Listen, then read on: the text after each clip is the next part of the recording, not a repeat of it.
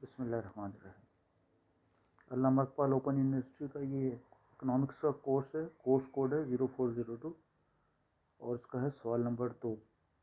ये है कानून तस्कीन पजीर एहतियाजात की तारीफ़ कीजिए, नेज़ इस कानून के महफूजात और मुस्तस्नियात पर मुफस्सल नोट तहरीर कीजिए।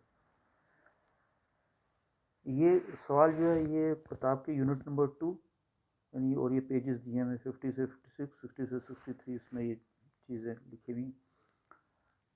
तो लॉ ऑफ इसके लॉ ऑफ सेटेबल बॉन्ड्स, इसका दूसरा नाम है law of diminishing marginal utility, कानून तकलीद फ़ादा मुहतमम या ये कानून तस्कीन पजीर एहतियाजात, यानी ये दोनों नाम है इसके।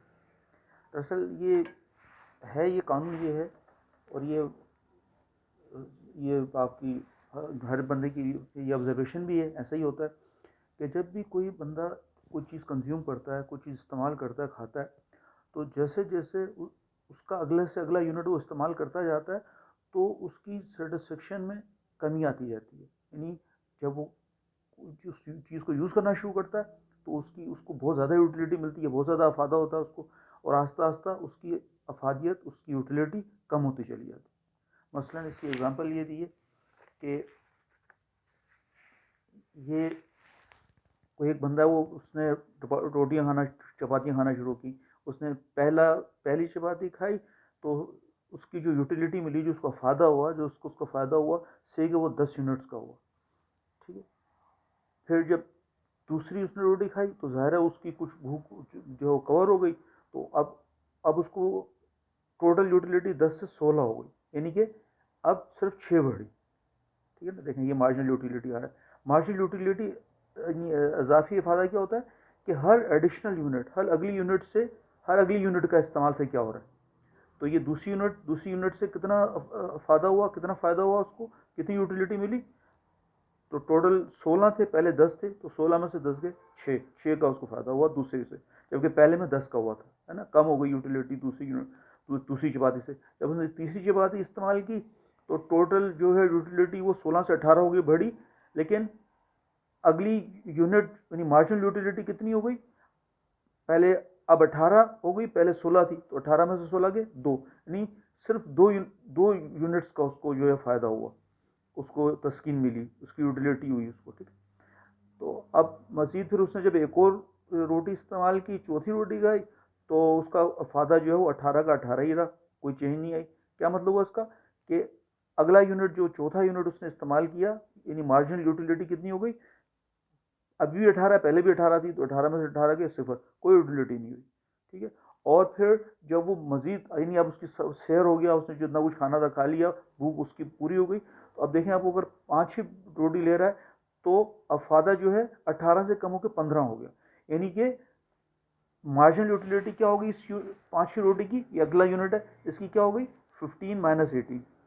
पहले ज़्यादा थी, अब कम हो गई, 15 में से 18 गया तो -3 आया, यानी यूटिलिटी कम हो गई। ग्राफ में इसको इस तरह से बताया कि देखें ये टोटल यूटिलिटी बढ़ रही है, जैसे ये बढ़ रही है 10, 16, 18, देखें बड़ी बराबर हुई, और देखें फिर नीचे आना शुरू हो गई, ये 15, ये नीचे क्या आ रही है, ये टोटल यूटिलिटी का ग्राफ है। और ये है मार्जिनल यूटिलिटी का ग्राफ, ये जो रेड लाइन जा रही है ये मार्जिनल यूटिलिटी है, यानी हर अगली यूनिट से कितनी यूटिलिटी मिल रही है, कितना फ़ायदा हो रहा है उसको। तो देखें ये बतदरीज जो है ये उसको यूटिलिटी हर अगली यूनिट से कम हो रही है। पहली रोटी से उसको 10 यूटिलिटी मिली थी, फिर 6 मिली, कम हो गई, फिर मजीद कम हो गई, 2 हो गई, फिर 0 ही हो गई, और फिर -3 हो गई। देखें ये जो रेड कर जो शो कर रहा है ये मार्जिनल यूटिलिटी या इजाफी अफादा, मुख्तमम अफादा, ये जाहिर कर रहा है। लेकिन ये मुसलसल कम होते होते यहाँ 0 ही, और ये देखें ये एक्स एक्सिस से नीचे आ गया, तो अब ये क्या हो गई, ये माइनस पे आ गया। ठीक है। तो ये हो गया ये कानून। कि कानून क्या है कि यही है कि जब हम किसी चीज़ की यूनिट्स को कंज्यूम करना शुरू करते हैं एक के बाद एक, तो पहली यूनिट की यूटिलिटी, उसका फ़ायदा ज़्यादा होता है, उसकी यूटिलिटी ज़्यादा, उसका फ़ायदा ज़्यादा होता है। ठीक है। और जैसे जैसे हम अगली से अगली यूनिट इस्तेमाल करते जाते हैं तो वो यूटिलिटी उस चीज़ से जो हमें मिलती है वो कम से कम होती चली जाती है, हत्ता कि 0 होती है, और फिर माइनस में चली जाती है। ठीक है। तो ये हो गया। अब ये जो कानून है law of diminishing marginal utility या लॉ ऑफ सेटिबल वांट्स, ठीक है, यानी कानून तकलीद अफादा, इसकी कुछ एजम्पशंस हैं कि ये चीज़ें अगर होंगी, ये हमने अज्यूम क्यों है, अगर ये होंगी तो ये लॉ वैलिड होगा, ये लॉ अप्लाई होगा, अदरवाइज ये लॉ अप्लाई नहीं होगा।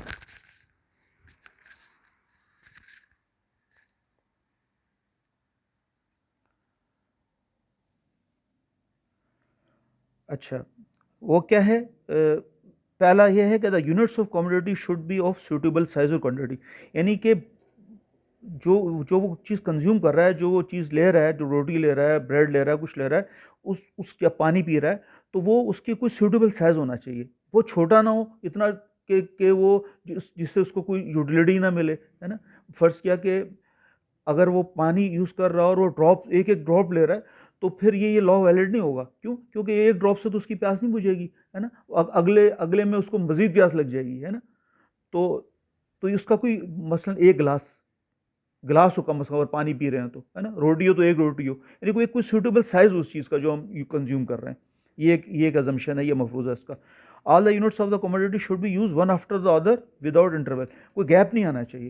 यानी आप जो चीज़ कंज्यूम कर रहे हो, ये नहीं कि आपने एक चपाती अभी ली और फिर एक आप दोपहर में लो, तो फिर ये लॉ वैलिड नहीं होगा। क्यों? क्योंकि तब तक आपको फिर दोबारा भूख लग जाएगी, है ना। तो फिर वो आपकी अगली रोटी जो आप दोपहर में लोगे तो उसकी यूटिलिटी कम नहीं होगी, बल्कि वो तो बढ़ भी सकती है ना।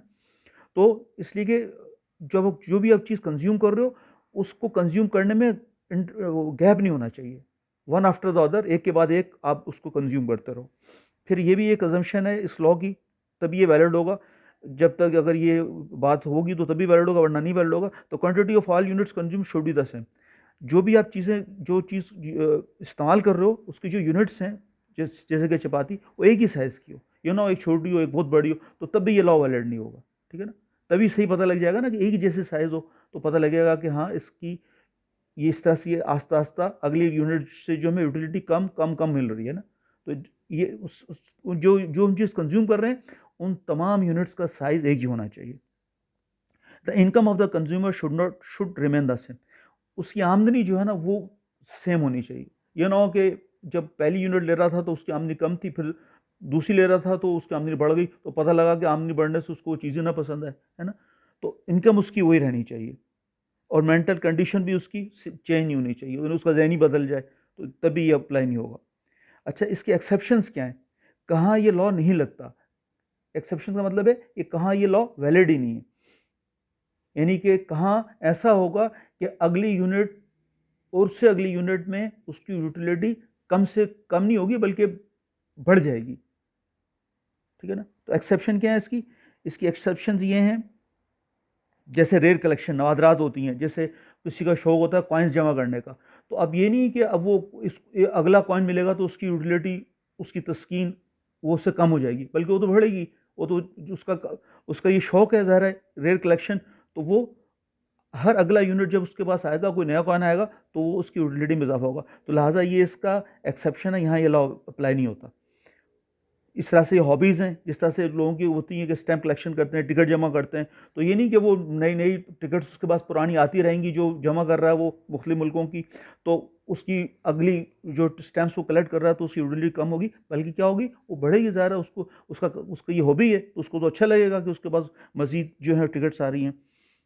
फिर इसी तरह से एक्विजिशन ऑफ नॉलेज, तहसील इल्म मज़ीद हासिल करने से या और ज़्यादा इल्म हासिल करने से इंसान की यूटिलिटी कम नहीं होती, बल्कि उसको ज़्यादा फ़ायदा होता है ना। वो ज़्यादा कहीं अप्लाई करता है, वो उससे ज़्यादा फ़ायदा उठाता है।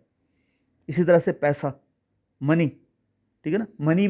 मनी अगर किसी के पास 1 लाख है, उसके बाद मज़ीद अगला लाख आएगा, तो ये नहीं कि अगला लाख उसकी यूटिलिटी कम करेगा। ज़ाहिर है यकीनन वो तो उसको तो अच्छा लगेगा कि और आए और आए और आए। बल्कि इसमें तो रसूल की एक हदीस भी है कि अगर इंसान के पास एक जंगल हो जो कि सोने से भरा हो, तो वो चाहेगा कि उसके पास एक और हो, और एक और हो तो उसको वो चाहेगा कि इससे एक और हो।